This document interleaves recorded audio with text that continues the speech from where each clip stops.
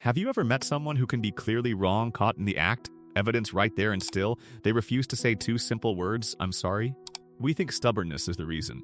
But psychology reveals something much deeper going on beneath the surface. While most people can eventually admit a mistake, there is a specific type of person who will never apologize.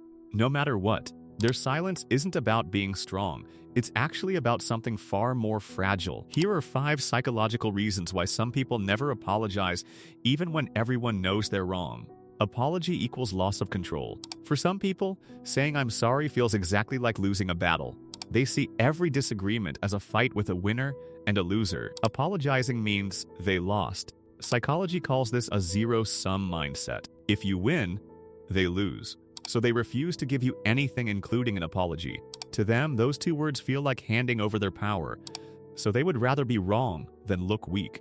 Fragile ego. A healthy ego can handle being wrong.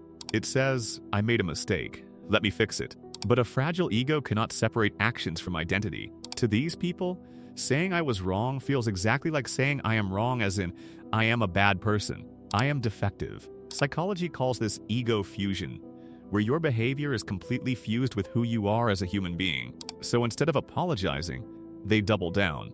Because admitting a mistake feels like ego death. They were never taught how.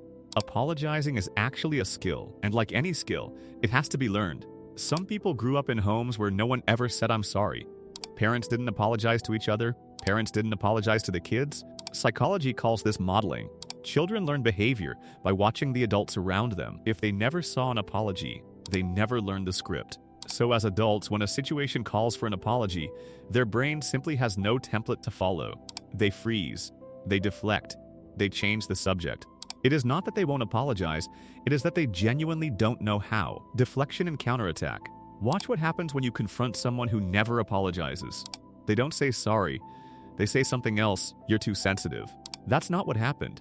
You always do this too. Psychology calls this deflection, shifting attention away from themselves and onto you. And when deflection doesn't work, they counterattack. They find something you did wrong, even if it is unrelated, and throw it back at you. This serves 2 purposes. First, it changes the subject. Second, it makes you defensive instead of them. By the end of the conversation, you are apologizing to them, and they have successfully avoided saying sorry once again. Fear of rejection. Deep down, beneath all the deflection and the counterattacks, there is usually one thing driving the behavior: fear. Psychology shows that some people believe if they admit fault, others will abandon them. They think, "If I say I'm wrong, you'll see how flawed I really am, and then you'll leave." So they build walls. They refuse to apologize because apologizing feels like opening the door to rejection. Ironically, it is their refusal to apologize that actually pushes people away, not the mistake itself. The apology was never the enemy. The fear of losing you was. So here is what psychology teaches us about people who never apologize.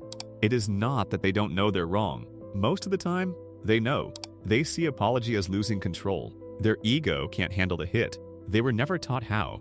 They deflect and attack instead, or they are terrified of being rejected. Understanding this doesn't excuse their behavior, but it does help you stop waiting for an apology that may never come.